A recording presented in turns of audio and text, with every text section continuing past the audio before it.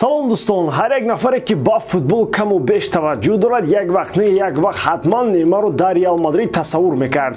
Аз нуқтаи назари имиҷи худ, рафтор ва ситораи дурахшон футболбози бразилӣ ба Реал хеле наздикӣ дорад.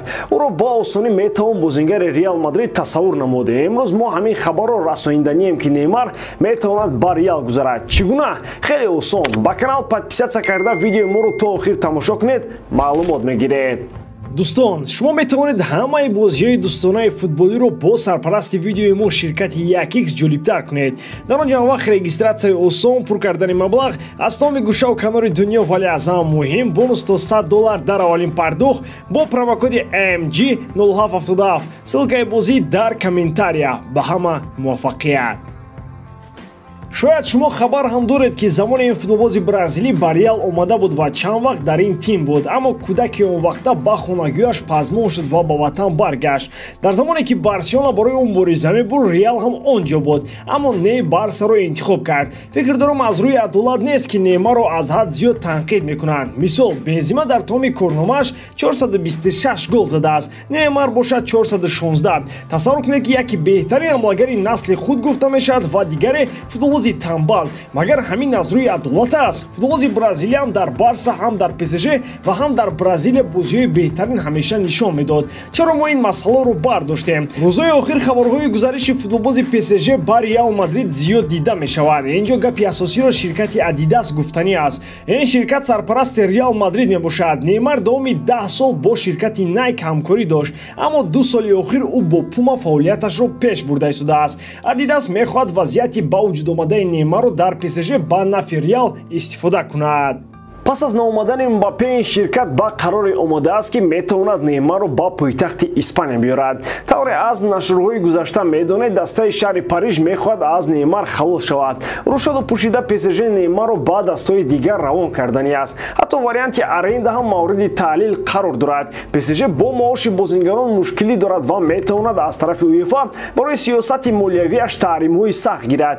тибқи маълумотҳо, агар дастаҳои дигар ва аз ҷумла Реал дар талоши харидани ин бозингар шавад, бояд 50 миллион евро дар дасташ дошта бошад. нархи лидери мунтахаби Бразилияро парижиҳо ҳамин қадар гуфтаанд. ба Барселона омадани футболбози мазкур ҳам аз эҳтимол дур нест. агар Каталониё Левандовскиро аз Бавария харида натавонанд, пас таваҷҷӯҳашонро ба Неймар бештар хоҳанд кард.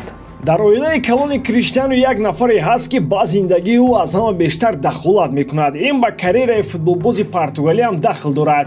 Катя Аверо барои Роналдо ҳамчун Жириновский барои Кремл шудааст. қаблан ҳангоми дар қайди ҳаёт будана Жириновский он гапҳоеро мегуфт ки баъдан Кремл дар амал татбиқ мекард. оя ҳукумати амалкунандаи Русия онро худаш рушод гуфта наметавонист? ҳатто ҳамин ҳамла ба Украинаро ҳам ӯ пешгӯӣ карда буд. барои чӣ инро мисол овардем? чунки хоҳари Роналдо он гапҳоеро мегӯяд ки шояд Криштиану худаш гуфта наметавонад ва барои нагуфтанаш сабабҳои узрнок ҳам дорад. айни ҳол масъалаи асосӣ дар мавриди Роналдо ин мондан ва ё намонданаш дар сафи девҳои сурх мебошад. ба ин суол Катя Аверо чунин ҷавоб гардонд: чашмонатонро калонтар кушоед, айнакҳоятонро пӯшед ва аз ақл истифода карда андеша кунед ва ё дурусттар хонданро ёд гиред. худатонро ғам надиҳед. ман ҳазор бор ин гапи хоҳари Роналдоро хонам ва ҳеҷ маъноашро нафаҳмидам. чӣ гуфтанӣ буд? кадом чашмон? кадом ақл? чӣ хеле хондан? дар бораи чӣ хондан?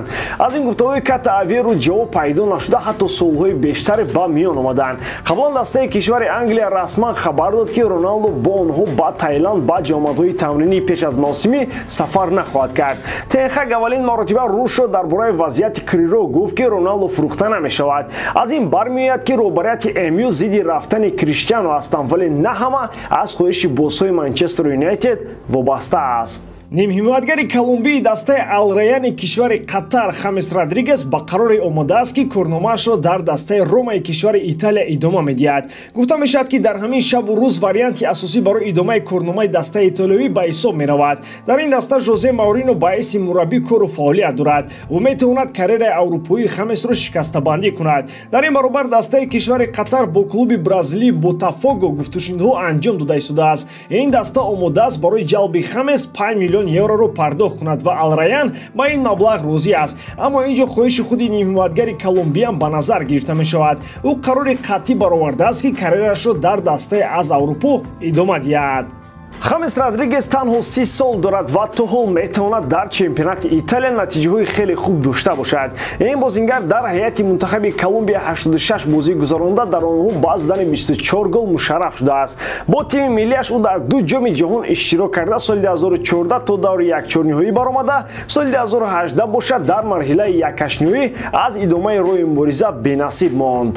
Мемфис Депай дигар дар нақшаҳои хави нест. Ин футболбоз қабл аз омадани хави ба дастаи Каталония ҳамлагари асосии даста ба ҳисоб мерафт. Ҳангоми омадани хави ҳуҷумкунандаи нидерландӣ осеб дошт ва наметавонист ба даста кӯмак расонад. Баъд аз соқу саломат шуданаш маълум шуд ки хави ба ҳуҷумкунандаҳои дигар мутаваҷҷеҳ аст, на ба ӯ.